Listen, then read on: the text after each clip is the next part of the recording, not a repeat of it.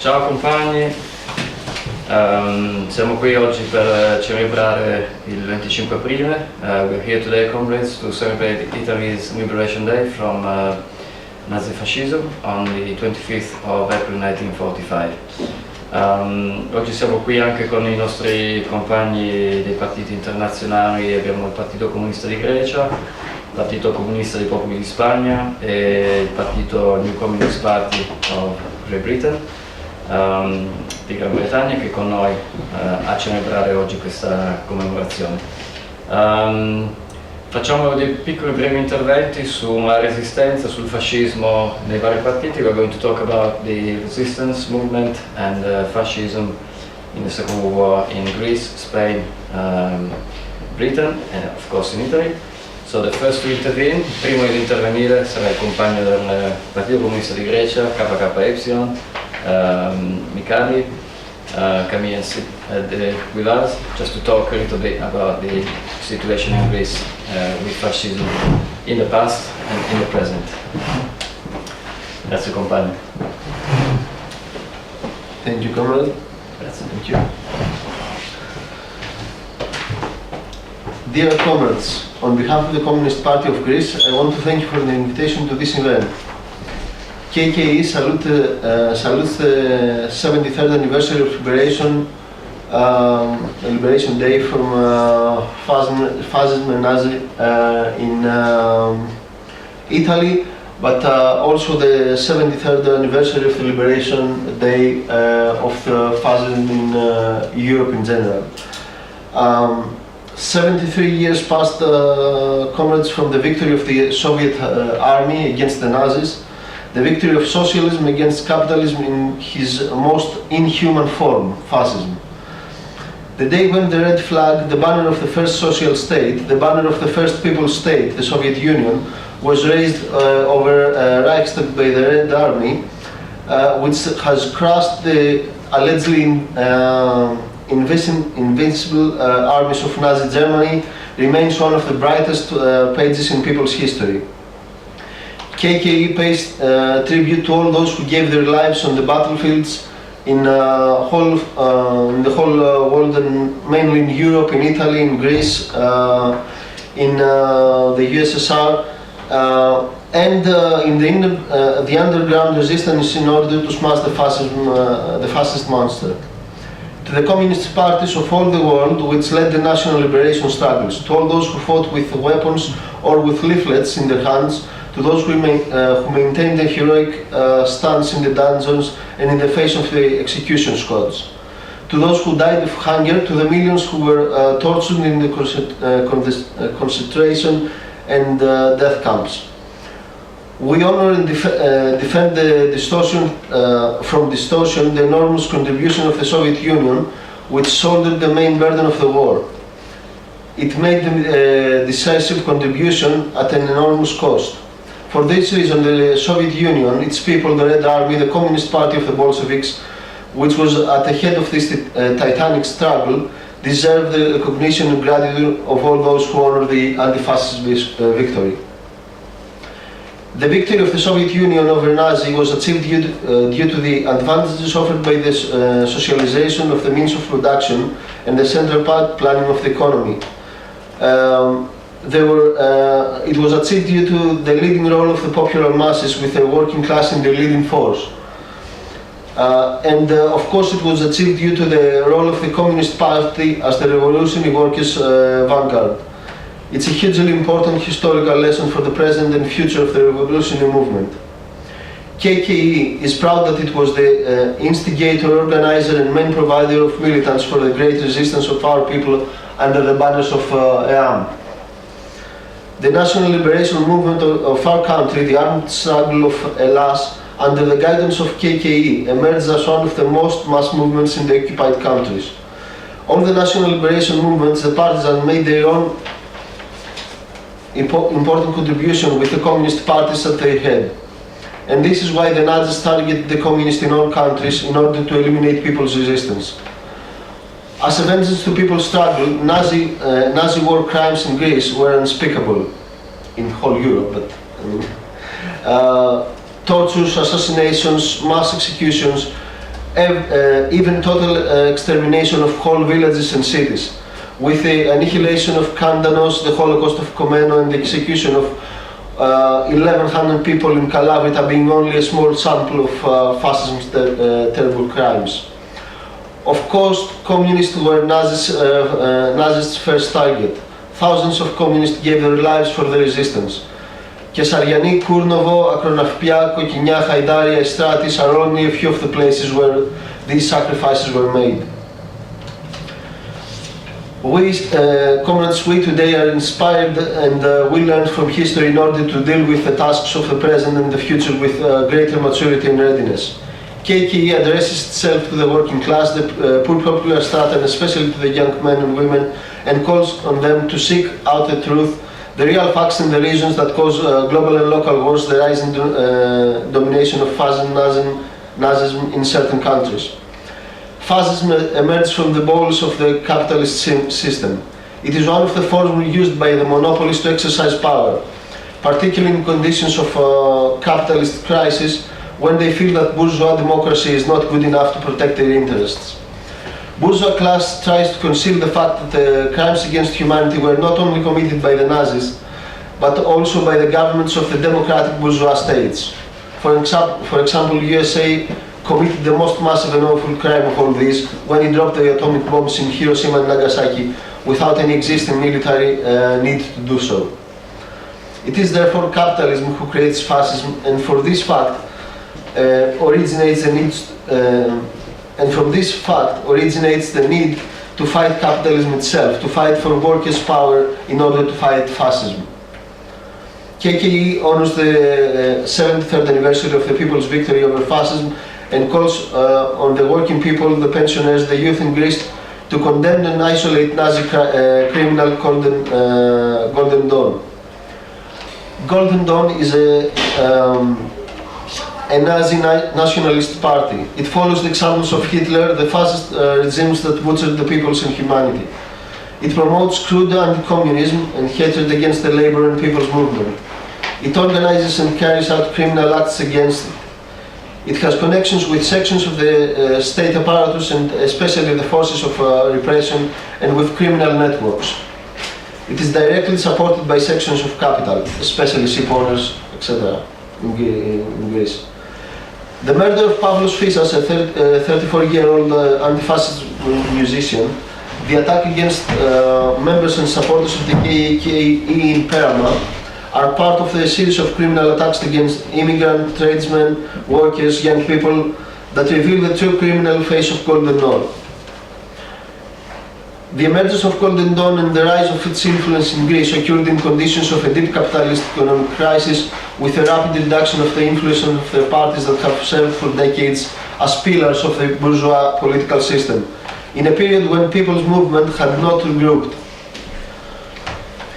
Golden Dawn utilizes the vague of anti-memorandum rhetoric that was also used by the left, the so-called left-wing Syriza, concealed the real causes of the crisis and the ferocious attack against the people's right, the role of the EU, of other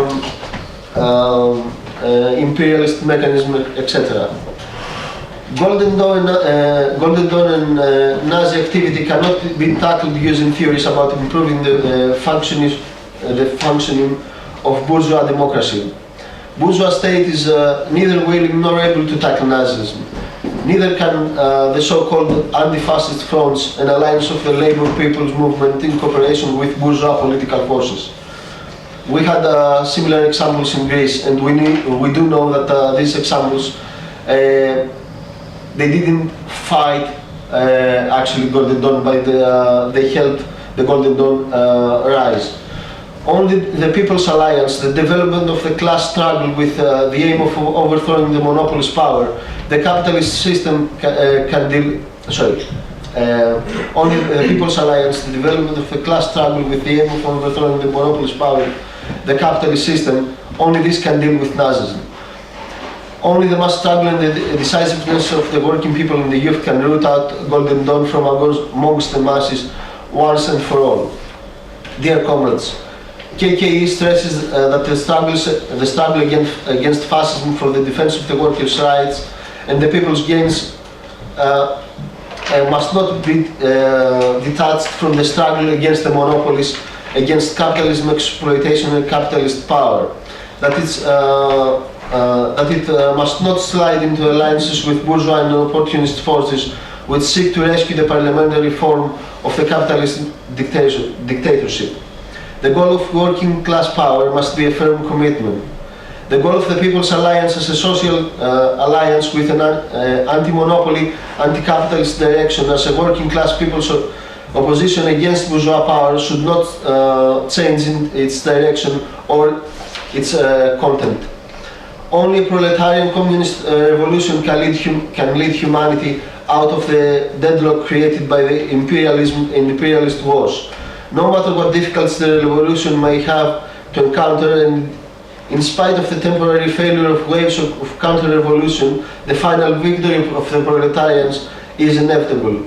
Long live the great anti-fascist victory, long live socialism's communism. Thank you so much.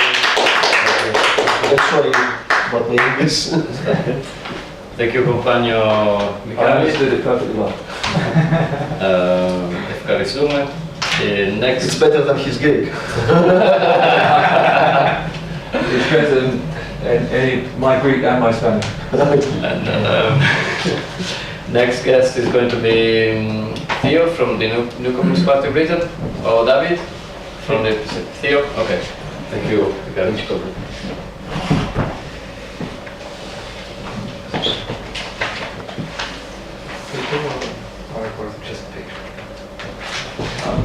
Just press the white. Thank you.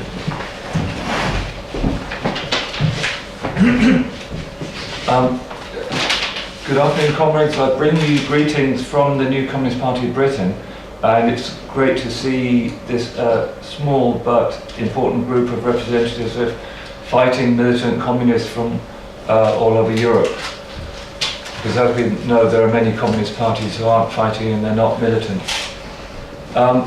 First of all, I'd just like to say how much we appreciate our relations and friendship with the Communist Party of Italy and the comrades, because they are fantastic, committed revolutionaries, and we've worked very, very closely together with them. We've supported some of their initiatives. They took the initiative to restore a commemoration every year at the monument to the defeat, to the Battle of Cable Street, where the people of East London defeated the fascists. And there's a monument which is now leading into a working class housing estate in East London. And it's an important decision to restore the recognition of that and to commemorate the memory of that. In particular, the Communist Party of Italy comrades have given fantastic support for the work that we've been doing in solidarity with the anti-fascist movement in Ukraine. But I'll come back to that a little later. I just want to say briefly about the defeat of fascism in World War II. As Michalis has already said, it was a major victory for the whole of humanity. At that time, the imperialists and colonialists embarked on an anti-fascist alliance with the Soviet Union and with communist partisans all over Europe, simply purely for opportunist reasons, because German fascism and Japanese militarism were a threat to their fundamental interests. And of course, as soon as that war was over, that anti-fascist alliance was thrown in the dustbin. However, the victory of the Soviet Union, which was an incredible achievement by the masses of that great multinational state, and don't forget that many people from Central Asia, from the Caucasus, from Siberia, from those many different ethnic groups in Siberia and all over that great country, fought with great spirit and commitment to achieve that victory. That victory was a great advance.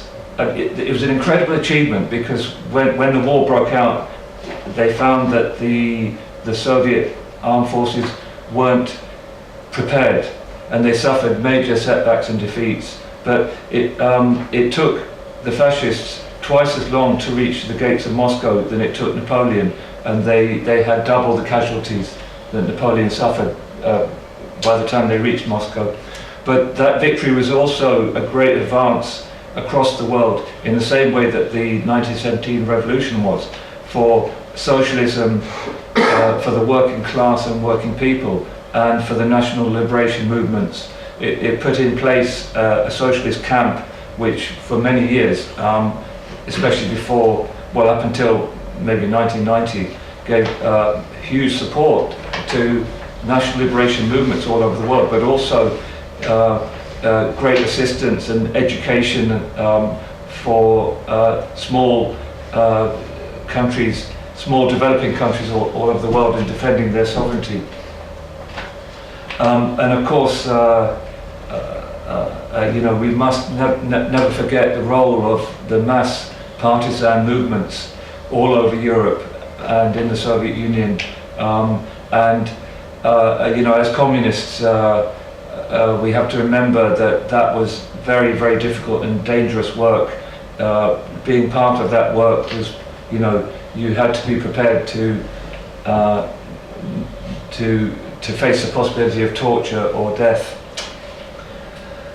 As Michaelis has already pointed out, we're in this situation of the deepening capitalist crisis, as a result of which the imperialism is now working openly in various parts of the world with what I would call Islamic fascists, who they themselves created.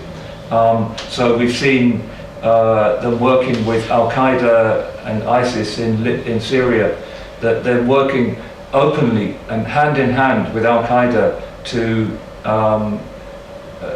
remove Muammar al-Gaddafi from Libya, to create a state of chaos there, to open all the Libyan military weapon stores to Al-Qaeda to come and help themselves, and then to go and take them to other parts of Africa. And when I say Islamic fascists, I'm talking about people who brutally murder Christians, Yazidis, Druze, and many Muslims who may be Shia or who don't agree with their version, their Wahhabist version of Islam. But we've also seen the rise of fascism in Spain, in Italy, in Greece, in Austria, the reappearance of fascism on the agenda. We've got almost a return to the 1930s. On the surface, the economic crisis doesn't look like the 1930s Great Depression, but that crisis hasn't gone away.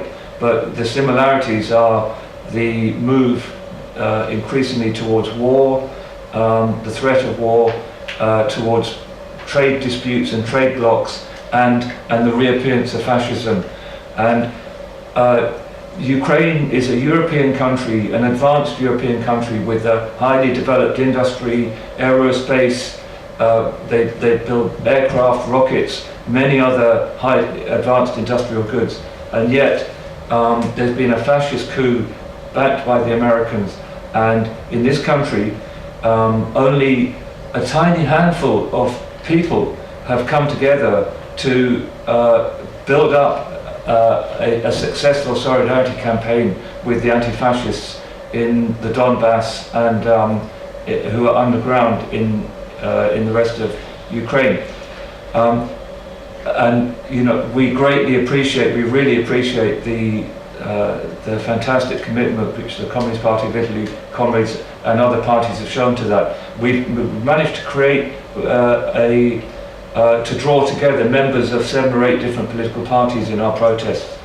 But we've seen the Communist Party of Britain, which originally started a very successful anti-fascist organisation, solidarity with the anti-fascist resistance in Ukraine, suddenly 2 years ago decided to disappear from that work. That organisation is still there, but the chairperson, who is on the governing committee of this library,